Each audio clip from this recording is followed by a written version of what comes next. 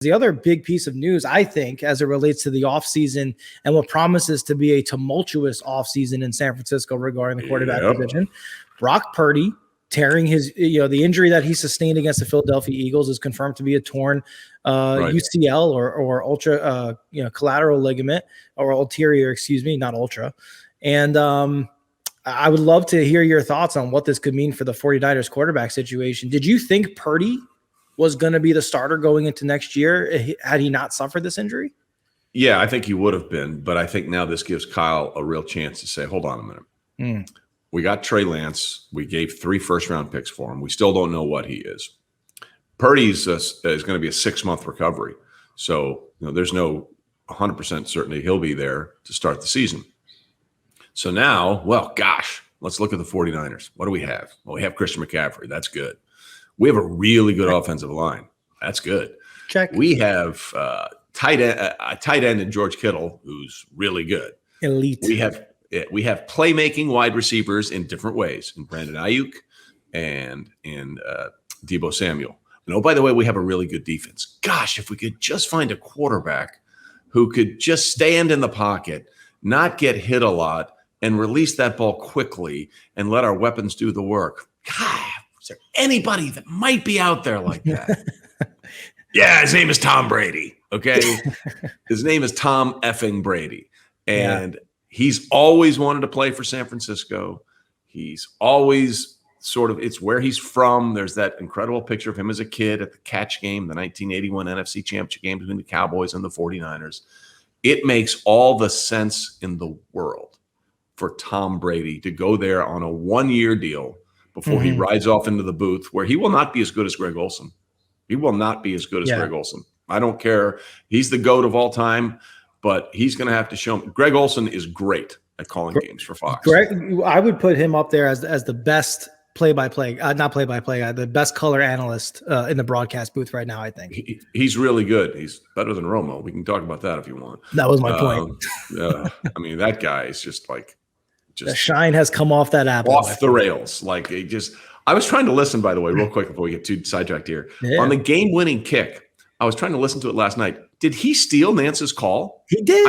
I think Romo made the call. If I'm Jim Nance, I'm like, bro, what are you doing? People just inside the industry thing.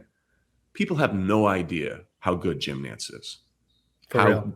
Really good Jim Nance is at setting the stage, calling the game, and trying to wrangle in Tony Romo, who is just which is a full-time job unto itself. Yeah. So we kind of got sidetracked there, but I was watching the end of that game and I was like, wait a minute, did Romo bogart Nance's call? He did. He just took it away. Over it.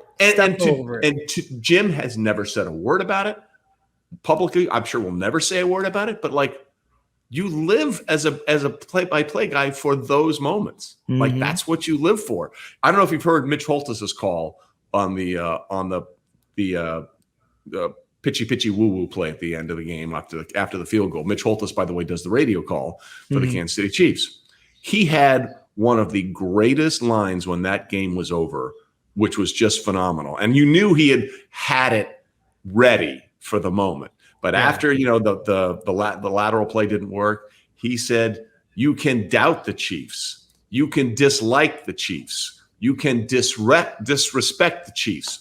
But you're going to have to deal with the Chiefs. And I was like, oh, Mitch, that was really good. That got me chills just saying that again. I played that 3 times last night. I'm like, Mitch is an all-timer. I knew he had that one in the bag ready to go. So we got completely sidetracked to the conversation. But I just, we had some things that we needed to clear up there. I'm sure somebody else is going to be interested in that job too. And that would be Aaron Rodgers. Oh, well, another, Cal Berkeley connection right there. Yeah, right? A guy who said when he was passed over by San Francisco in the 2005 draft #1, I look forward to making them pay. For passing me over. So obviously it means something to Aaron Rodgers as well.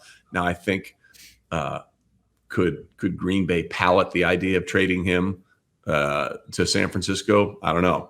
Tampa Bay might be able to, because Tampa Bay's got some issues. This may be down to the studs time. It may be down to the studs times in Tampa Bay.